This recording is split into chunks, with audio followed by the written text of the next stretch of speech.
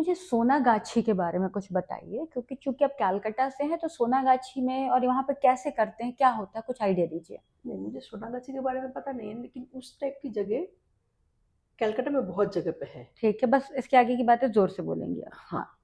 तो वहाँ पे ऐसे भी है जिन लोग सिंगल पेरेंट्स ज़्यादा करे हुआ करता था। मैंने ऐसे लोगों को देखा है सिंगल बाकायदा। पेरेंट्स मतलब एक औरत है जिनके पति नहीं है वो। नहीं नहीं, माँ बाप सिंगल थे, ओके। या तो माँ है या तो बाप है। अच्छा, ठीक है। तो उन्होंने शादी करा के भेज दिया। ठीक है। उसके बाद पति की कमाई उतना नहीं है, और ठीक। ससुराल का पूरा जॉइंट फैमिली है, पूरा ननद की शादी है, देवर की शादी है। तो बीबियां बाकायदा आती थी, अपना ओके। जिस्म बेचती थी। ओ।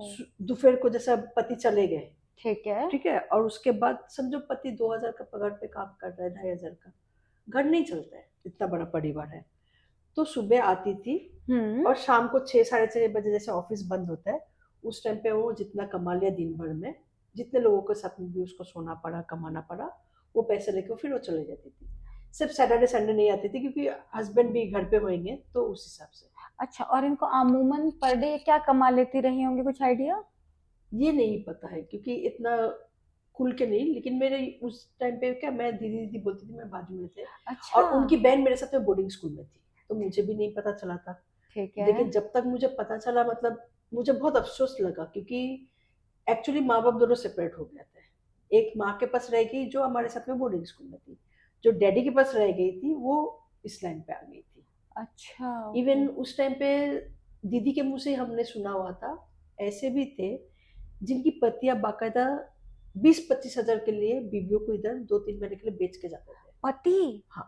पति अपनी औरत को 20-25 हजार रुपए के लिए बेच के जाता हाँ, था? मतलब रख के गए, फिर 2-3 महीने में जब वो पैसे चुका दे बीवी ओके। उनको, जिनका वो बाड़ी बोला जाता है, बड़ी। वो बाड़ी मीन्स बिल्डिंग हुआ है, ठीक है। बिल्डिंग जैसा हुआ करता है, उसको बाड़ी बोलते हैं कलकत्ता में। ठीक है। 2-3 माले का घर हुआ करता था, जैसे मेरे डैडी के भी था।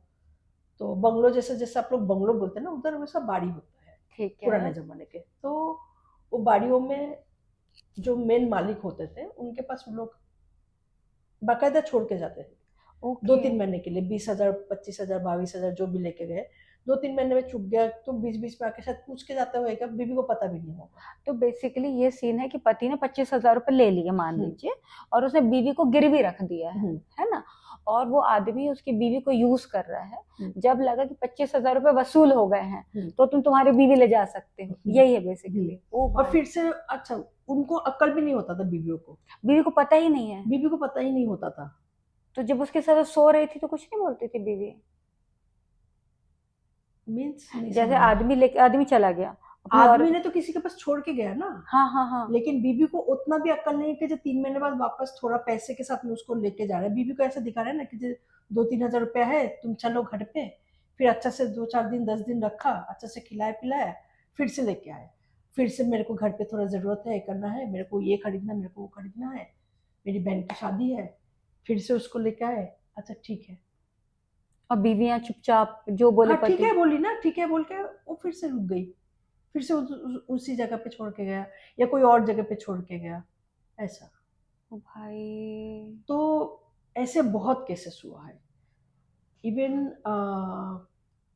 मतलब बोलने जाओ तो उनको अक्ल ही नहीं होता था एक्चुअल में। लेडीज लोग ना उस जमाने में मैंने देखा है, मैं वही बोल रही हूँ, हमारे जनरेशन का टाइप का 70-80 लोगों का थोड़ा कम था शायद।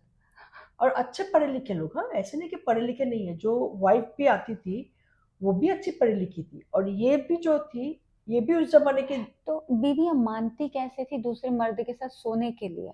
जैसे पति छोड़ के गया है तो वहां पे प्यार। प्यार में भाई किसी और के साथ सो जाओगे? प्यार अंधा है ना, पति के फैमिली को चलाना है। दूसरी वाली को ऐसे कि जब मेरा पति मजबूर है, उसका उतना कमाई नहीं है, तो उसकी बहन की शादी करना है। मेरे बॉयफ्रेंड का दोस्त था, उसने मुझसे मजाक में, मुझे भाभी भाभी बोलता था, मुझे उससे मजाक में ऐसे कुछ पूछ लिया। मैंने उस आदमी को दोबारा देखा तक नहीं कि और वो आप लोगों का जनरेशन जनरेशन अलग अलग है। है। उस हाँ। जनरेशन में बोली ना, 70s और 80s की जनरेशन डिफरेंट, टोटली डिफरेंट तो एक्चुअल में ना। उन लोग अपने माँ बाप के भी सुनते थे, आज बच्चों का भी सुनते हैं। और बाप पति की भी सुनता था। Oh shit. तो एक बात मुझे और बताएं, वहां पे और किस टाइप से और प्रोस्टिट्यूशन है? तो पति खाली भेज रहे हैं। उधर बोल के नहीं, मुझे लगता है इस टाइप की प्रोस्टिट्यूशन उस जमाने में बहुत जगह पे था।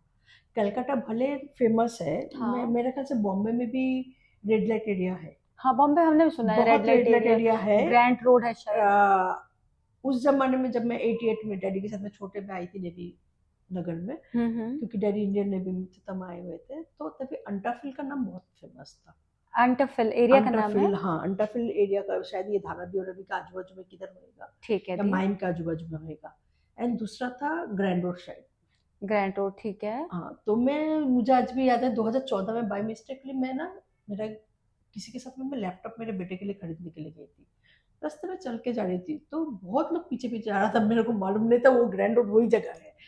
तो अब वहां क्या करने गई थी? लैपटॉप खरीदने के लिए गई हुई थी। ग्रैंड रोड खरीदने गए थे आप लैपटॉप? हाँ, क्योंकि वहाँ पे वो स्कूल वाले लोग के लिए ना ज्यादा डिस्काउंट दिखा रहा था। अच्छा तो ओके। मैं बेटे के लिए इंजीनियरिंग के लिए डाला था, तो मैंने लैपटॉप खरीदने गई थी तो लोग पीछे पीछे चल रहा था। वो दोस्त मेरा जब मेरे को घर पे आ गई तब मेरे को बोला था, पता है अब वो आदमी क्यों आपका पीछे, वो दो चार लोग भाग रहा था। मैं क्यों, बोलता वो ग्रैंड रोड जो रेड लाइट एरिया में हम लोग गए थे जो देखने के लिए गए थे, क्योंकि उधर ज्यादा डिस्काउंट तो हो दी रहा वहां था। पे ऐसा नहीं होता था कि कोई किसी के बम पे ऐसे हाथ मार दे, हाथ पकड़ के चलने लग जाए? वो तो हमारे इंडस्ट्री में ज्यादा होता है, ऐसा मत बोलो। क्या रे भाई, और बता क्या चल रहा है, इस तरीके के मजाक में मुझे बहुत गुस्सा आता है, क्योंकि इनके टच से मालूम पड़ जाता है ना कि इनके नियत में नियत क्या में है। क्या है। हाँ दी, कभी ऐसा हुआ है कि शूटिंग के बीच में, शूटिंग के ड्यूरेशन में आपका कोई मान लो मेकआउट सीन है, उसमें हीरो ने आपका एडवांटेज?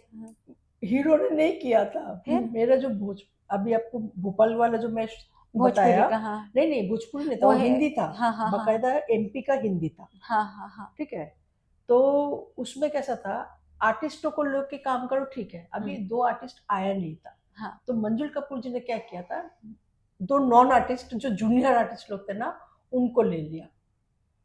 मेरा ऊपर ही एक्चुअली वो रेप सीन था, ओके, और जूनियर गैंग रेप आर्टिस्ट को वाला, करवा रहे हैं? हाँ तो बाकी आर्टिस्ट लोग ने कर लिया। हाँ फिर अचानक वो आके ना, उसको तो लगा इतना खूबसूरत लड़की मिल गई, तो भाई उसका हाँ। ना सीधा एकदम बॉडी इरेक्ट हो एकदम, गया, डिक इरेक्ट हो गया? एकदम, ओ भाई। और उसका ना मुंह मेरा यहाँ तक आके ना उसका भक्का था, मतलब ब्रीदिंग फील हुआ होगा। हाँ, और सीधा, मतलब उसका अब जाके पैंट पैंट जो फुल पैंट वो पहना था वो फट के भी शायद उसका सामान आ जाए, ऐसा हालत इतना था। टाइट? इतना हालत नहीं नहीं, मतलब बॉडी में टच होके इस तरीके से वो हो गया था ना, तो मैंने उसको लात मारा, बाकायदा लात अगर मारा। डिक से नहीं मारा नहीं तो टुंडा हो जाता वो। नहीं नहीं, मैंने लात बाकायदा ऐसा मारा, डायरेक्टर को समझ में आ गया था कुछ तो गड़बड़ हुआ है।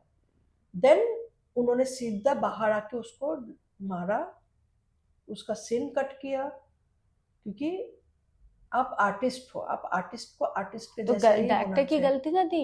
एक्टरों के साथ जूनियर आर्टिस्ट को क्यों करा रहे हैं? क्योंकि उनको भी उनका तो। दो आर्टिस्ट आया नहीं था ना वहाँ पे, जिन लोग पहुंचने वाले थे उन लोग ने पहुंचा नहीं था एंड टाइम पे, और ओके। हमको उस दिन ही वो शूट था। तो दी एक बात बताएं, जैसे समझ में जो आ जाता है कि इरेक्ट हो गया है, क्योंकि एक लेडीज को ना टच पता चलता समझ है, में आता है।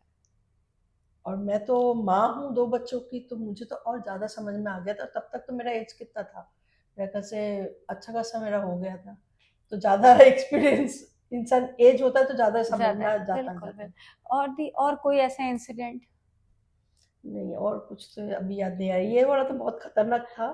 ठीक है। और और बहुत सारे बार तो ऐसे भी हुआ, मतलब प्रोड्यूसर्स बोलते थे, अरे प्रोड्यूसर्स छोड़ो, कोई कोई हीरो तो ऐसे बोलते थे, अरे आप अगर पहले मिलते थे ना तो मैं आपको पिक्चर में हीरोइन ले लेती थी। कारण क्या था, सिंगल है, तो हाँ यही सोचते थे कि जैसे शायद मुझे मिल जाए, हाँ, सिंगल को तो लोग बहुत ग्रांटेड ले लेते हैं ग्रांटेड ना। लेते थे। उस जमाने में बहुत ज्यादा लिया करता था एक्चुअल में ना, बहुत ज्यादा।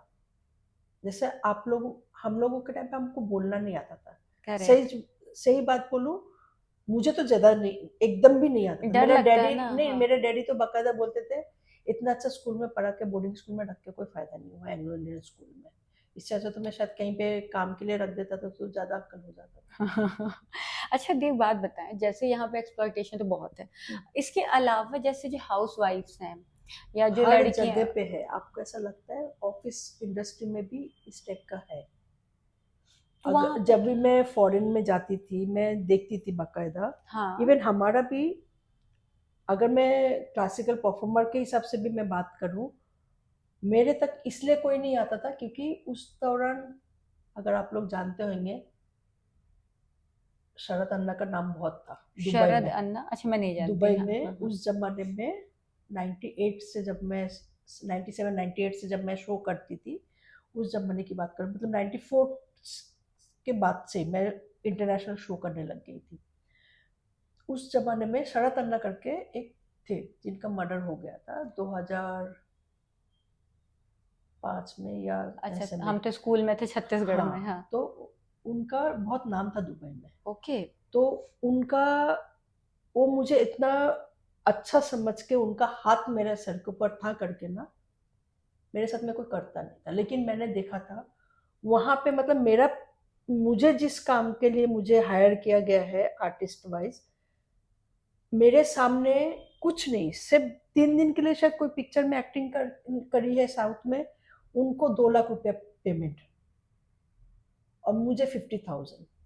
क्योंकि वो दे रही होगी और आप क्लीन काम कर रहे हो, उसको देने के पैसे मिल रहे हैं, आपको काम के पैसे मिल रहे हैं। और दूसरी बात है, मेरे से बोल नहीं सकते ना गलत बात, हाँ शरत शरद। अन्ना है। तो मैं बच गई हूँ बहुत जगह पे ना, एक्चुअली मेरा हरे कृष्णा है। हम्म। दूसरा, आप जैसे अच्छे लोगों का भी प्यार अरे मोहब्बत हो हमारा जाती तो है। बहुत और बाद में आया थी। हाँ, लेकिन फिर भी मतलब मैं ना हर जगह पे मैं वही बोल रही हूँ, शरत अन्ना का नाम आज लोगों के सामने आ रहा है, पर सच में मैं बोलूँ, दैट इज द ब्लेसिंग। फिर मेरा कुछ कुछ लोग मेरे जिंदगी में थे, है, और मेरा मरने तक भी रहेंगे। वाह अगर यार। मैं पहले गई तो उन लोग का आशीर्वाद रहेगा, अगर उन लोग में से कोई पहले चले गए तो मेरे सर के ऊपर से उनके आशीर्वाद हट जाएगा। आज मेरे पास ऐसे दोस्त लोग हैं, आज की तारीख में भी है। अरे वाह, बहुत बढ़िया। शरत अन्ना नहीं रहे, लेकिन बाकी लोग अभी भी है, कि मतलब उन लोगों का रहम करम अभी भी है, आशीर्वाद बना हुआ है मेरे ऊपर। इसके आगे की बातें करेंगे हम छोटे से ब्रेक के बाद।